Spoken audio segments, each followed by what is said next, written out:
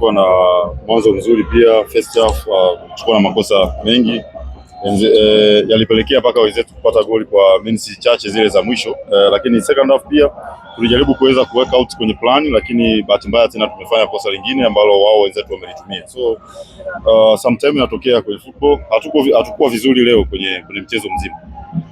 Katiba mwalimu hayomani kwa maana game hapa labda kulingana na ligi ilianza. Ratiba iko hivyo. Mimi sio muumini wa excuse. Tumepata hapa siku mbili, moja ya recover, moja ya kuandaa timu. Leo tumecheza, hatuwezi kusema ni excuses.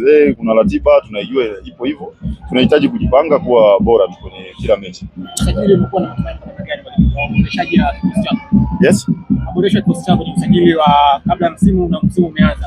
Umekuwa na matumaini kwa namna gani? Matumaini yapo, kwa maana sio kupoteza leo basi ligi itakuwa imekwisha. Hapana, bado niko na belief kwenye grupu ambalo niko nalo, naamini tutaweza kuweka out zaidi ili tuwe bora kila siku.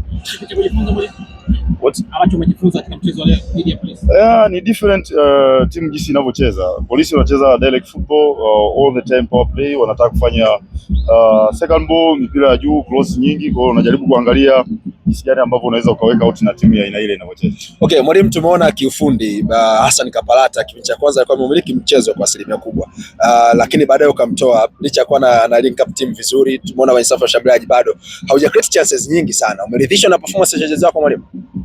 Kuna moment huwa zinatokea kwenye football, inaweza kuwa sio collective performance ya team, sometimes individual, sometimes groups.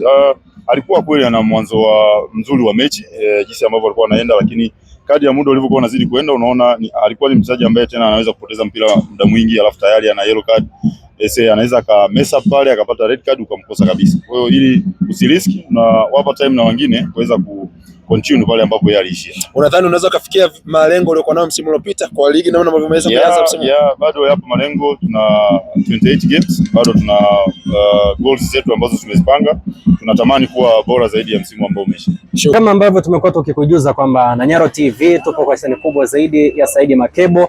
Huyu ni bingwa Tanzania nzima. Hakuna sehemu nyingine yote ambayo unaweza ukapata kamera zenye ubora wa hali ya juu kama kwa Saidi Makebo. Huyu ni bingwa kweli kweli. Tumefika hapa na bidhaa zake zipo nyingi sana. Anazo CCTV kamera, anakufungia internet popote pale ulipo Tanzania, lakini pia anakufungia electric fence kwa ajili ya masuala ya ulinzi na usalama. Lakini pia kama haitoshi, anazo pia na vitasa vya fingerprint kwa ajili yako wewe Mtanzania. Ukiachana na hilo pia anazo gate motor kwa ajili yako pia wewe Mtanzania. Utake wapi huduma bora kama Saidi Makebo alafu ukaikosa? Fika hapa, napatikana Arusha mkabala na gate la shule ya sekondari Bondeni, ama unaweza ukampigia kupitia nambari ya simu ya 0688 648988 0688